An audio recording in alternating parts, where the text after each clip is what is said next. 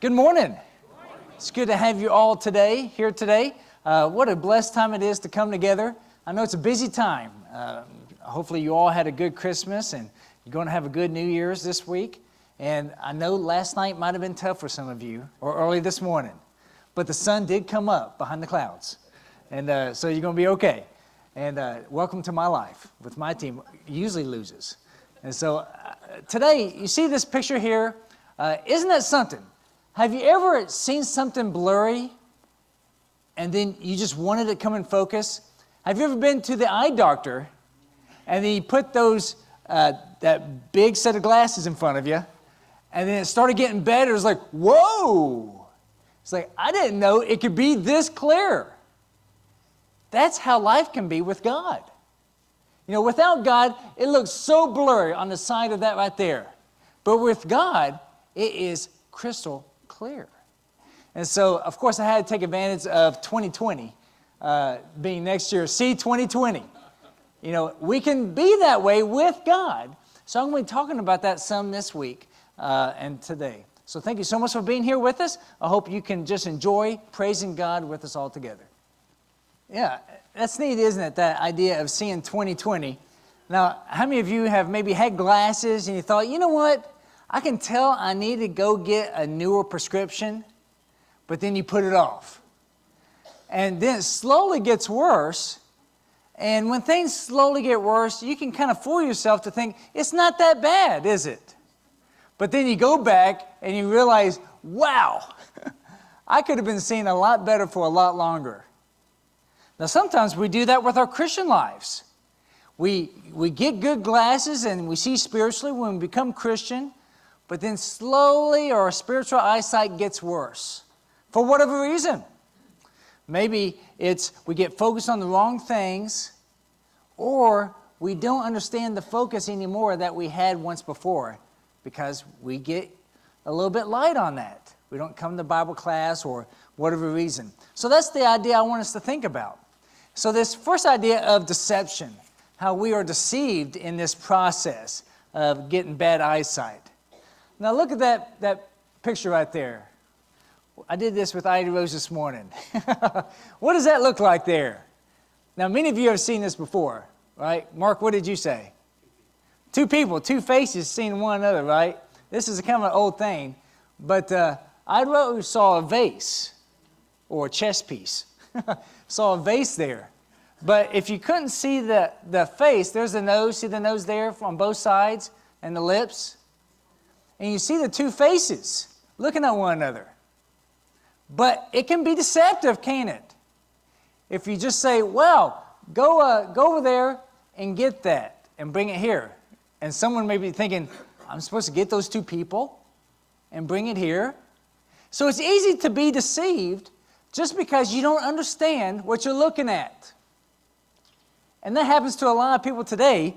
They don't understand what they're looking at when they're looking at life, when they're looking at God's creation. So it's difficult to know what is the main image of life. And a lot of people get confused by this. If you ask them, what is the main image focus on life? You'll get different answers, won't you? Some people may think, definitely, if you go into their basement and they have Ohio State everywhere, their main focus is Ohio State football. And their life took a hit last night.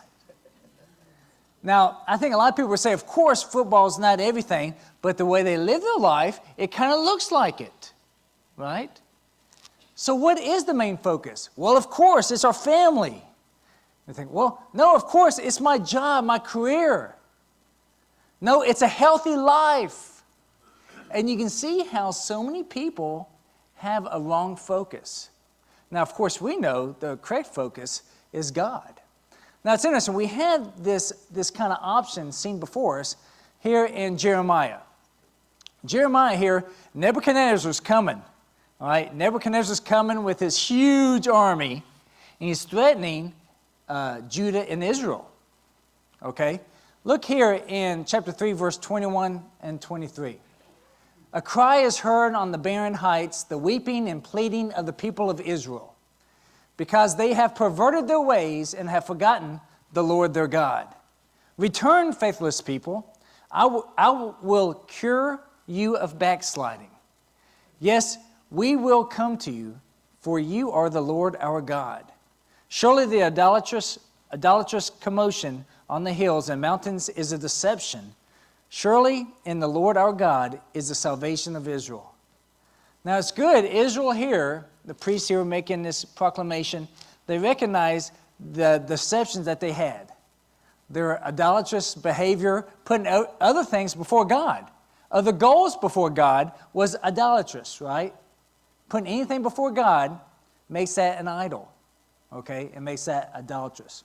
So they turned there, though. Look at Jeremiah chapter 4, verses 1 and 2. If you will return, O Israel, declares the Lord, then you should return to me, and if you will put away your detested things from my presence, and will not waver, and you will swear as the Lord lives, in truth and justice and in righteousness, then the nations will bless themselves in him, and in him they will glory. It's interesting, they will bless themselves and putting God first. Now really that sums up the whole lesson.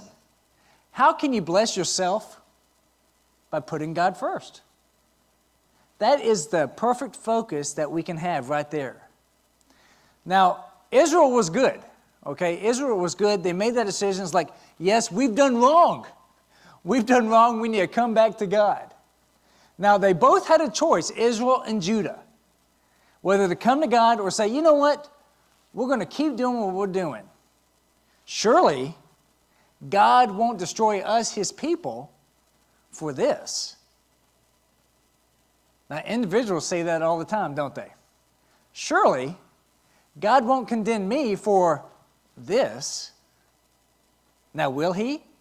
If you don't put God first, you don't live for him, will God condemn you?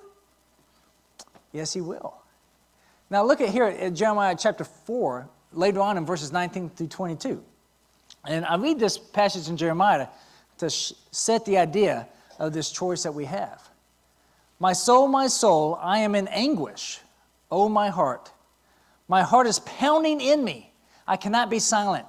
Because you have heard, O my soul, the sound of the trumpet, the alarm of war.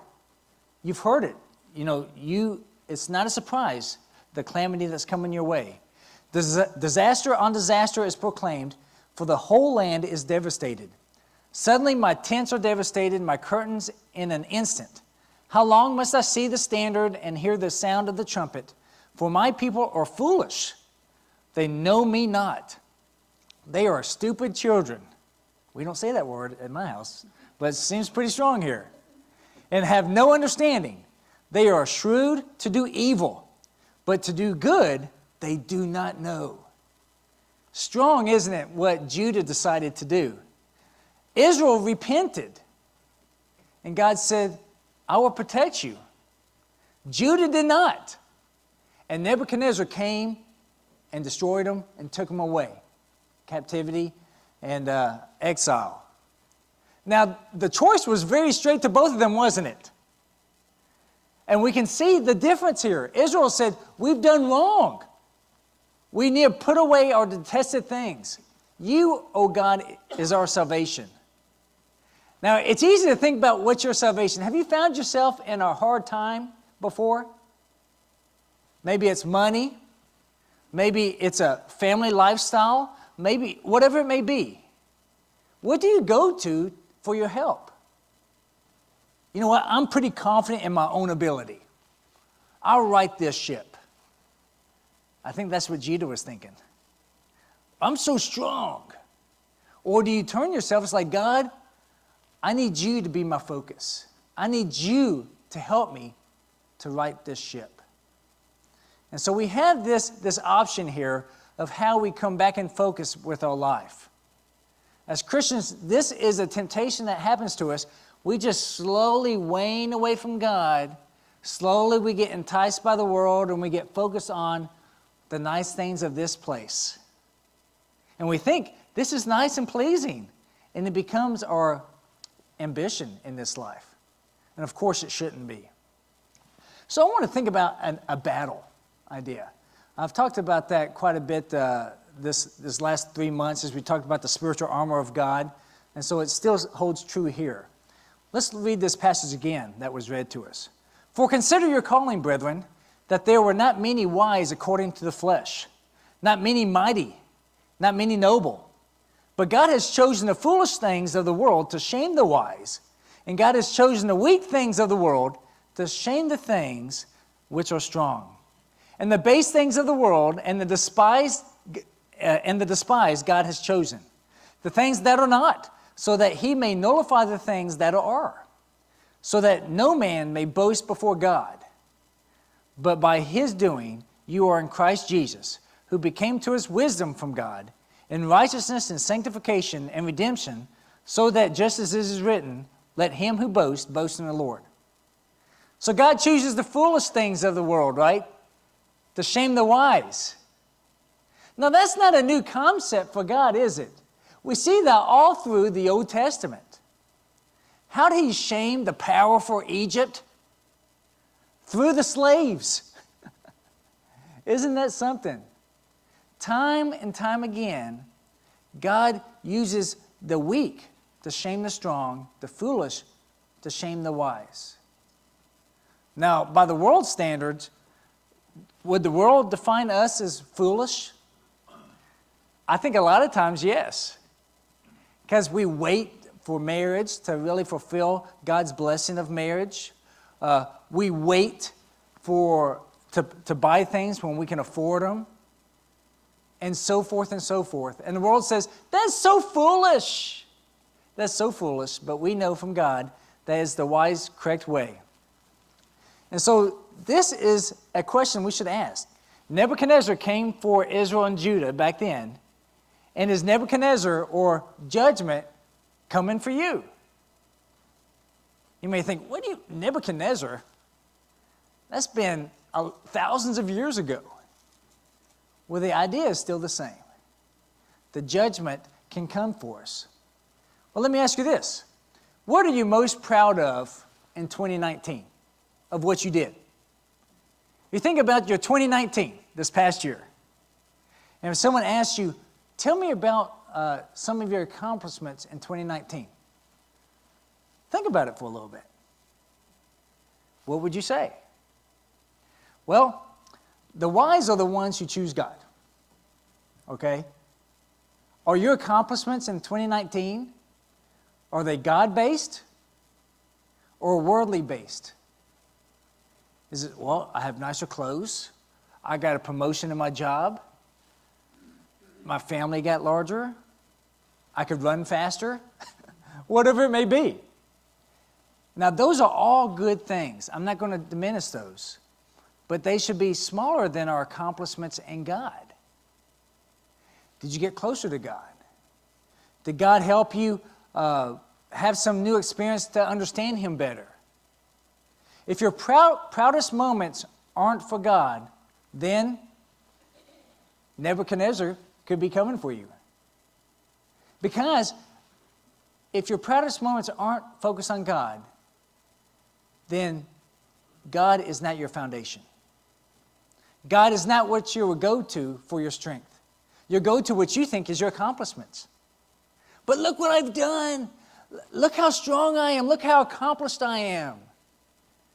Isn't that so sad compared to what God gives us? How we can be blessed from God? And so what Israel and Judah could choose from, we still have that choice for us today. But we have to focus on God. Isn't it interesting that God, throughout all time, is trying to get us to focus on him? All the time. When he sends prophets, sends judges, sends Jesus, the whole time, just focus on me, and it will work out. No matter which situation you're in, and there's probably dozens of different situations that give you stress right now, the solution is the same. I know this sounds like a TV promotion.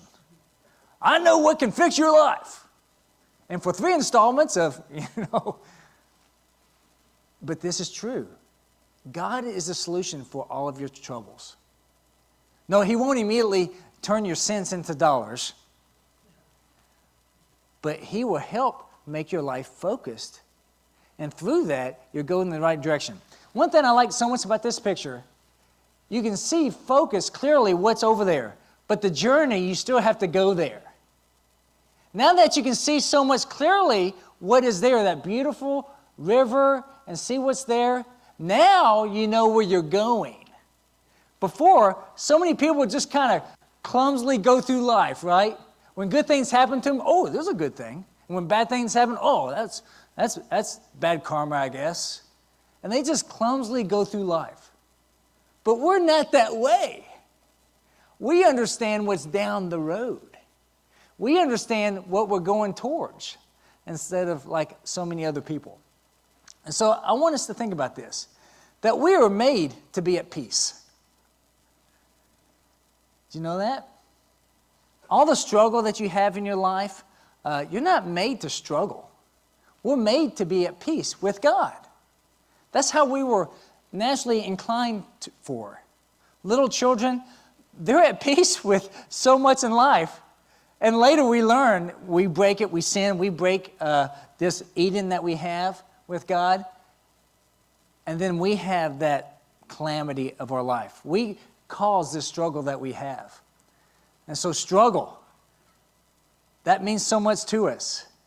And when you think about what's your struggle with, now often do you think about people or a situation that you struggle. But the struggle is more finely focused than that. When you struggle, you do so mainly with yourself. When we talk about the deep way that we're made for God, to please God and to be at peace with God, the struggles that we have is within ourselves, that we're making wrong choices that mess up our path. Okay? And you shouldn't say that you're struggling against God. Because you're not struggling against God. To struggling against God is to mean that you're actually kind of fighting against one another. I guarantee you're going to lose that one every time. If God actually says, oh, you're going to struggle against me? Well, okay. With a thought, he can end you. Or that you ever were. Okay?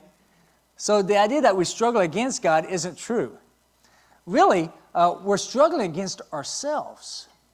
You struggle against yourself, not God. Because you're struggling against the way God has made you. God made you to want to be at peace with him, for everything to go well. It's when we go off of script is when things don't go well. And we do that to ourselves. So truly, when you are glorifying God, isn't it true that's when you excel? When things are going so good? It's when you have God focused. When you're focusing on him, you make your decisions God first, then so much other is blessed. It works out so much better. But that struggle inside, I mentioned this last week, and it's still true today, and I want to mention it 2 weeks just to make this point true. This new term, God wink, that you hear more and more as time goes on. It's an event or personal experience often identified as coincidence. So astonishing that it is seen as a sign of divine intervention, especially when perceived as the answer to a prayer. Okay? Now, looking back at 2019, can you see how God blessed you, helped you, held your hand? What in the moment you said was a curse ended up being blessing. Or what you might have said in the moment was a blessing ended up being a curse, a bad thing to you. With the vision focused on God, we see so much clearer. So look at this passage again, the end of those, the last 2 verses that we read. But by his doing, you are in Christ Jesus. By his doing. Not by our doing, but by his doing, we are in Christ Jesus, who became to us wisdom from God, and righteousness and sanctification and redemption, so that just as it is written, let him who boasts, boast in the Lord. So when you think about what are you most proud of 2019, hopefully you're boasting in God and not yourself. When you think about your accomplishments, you should think about God's accomplishments in you. Isn't that interesting? My proudest moments is what I allow God to do within me. And if it's what I do, my little hands and my little attempts, then they'll go away with me. But what God does in me lasts for much longer, lasts for generations, to be honest. So this focus that we need to have, it's not job, it's not family, and it's not self, okay? Those are good things, blessings from God, but they aren't the overall focus that we should have. This internal struggle we need to work through. This internal struggle that we have, do we choose God or not? Now, it may last a minute, depending on the temptation, or it may last a year, depending on, are you going to choose God or this little attention that takes you away from me? Now, you may think, of course, God. But other times, it may take a long time. But God, this is so good. God, you wouldn't want me to give this up or put you ahead of it. So it may not even do away with this other focus, but don't let it be higher than God. Some people struggle within themselves. They don't struggle against God. They struggle with themselves. And I want you to understand that. Learn these lessons of when you struggled with yourself in 2019, so you don't do that again in 2020. Think about when you chose foolishly in 2019, when you put self, job, and other things ahead of God. How good did you feel afterwards? How were you spiritually? And think about when you put God first. How were you blessed afterwards? It all goes to choice. And if you choose self or these other things and not God, then, you had this Israel-Judah idea choice here. And it's really the choice of is God king of your life? That's basically what it is. For Israel and Judah, Israel made that choice at that moment. Yes, God is our king. And Judah said, yes, God's our king, but they had some small print in their minds that they wanted to put in there. And many Christians do this. Yes, Jesus is king of my life, but I know he wants me to enjoy life. Not above sacrifice to him. He doesn't. So if you choose self, then you have a slow-acting faith or a very mediocre faith. It's like, yes, I live for God and Jesus when it's convenient. When it all lines up right, I'll do things for God. Well, I tell you what, then your return spiritually will be slow and mediocre as well. Yes, you can say you go to church and you can be faithful, but then you're just not vibrant for God. Because if you do respond to God and say He is first, then you can be ablaze for His glory. Not your own glory, but His glory. And then your life will be so exciting. You will be a different person in so many ways. Because you'll be God's person. You'll be God's. Then you would have the peace. Then you would have success in the purest sense if you're focused on God. So I know we all want to see 2020. Isn't it best to see 2020 spiritually? I think we would say yes. Now, are we willing to sacrifice, wear the spiritual glasses, and let God make decisions for us so we can live this pure vision life? Hopefully you are. Hopefully things are going well, and you say, yeah, I did that in 2019, and 2020 is going to be more of the same, a wonderful life for God. But there are always things that we can tweak and make better. I want to encourage you to do that. Or maybe you're trying to make decisions now. I hadn't even given my life to God. In baptism, haven't taken on Jesus. Please do that now. Or if you want to talk to me or anybody else later, please do so.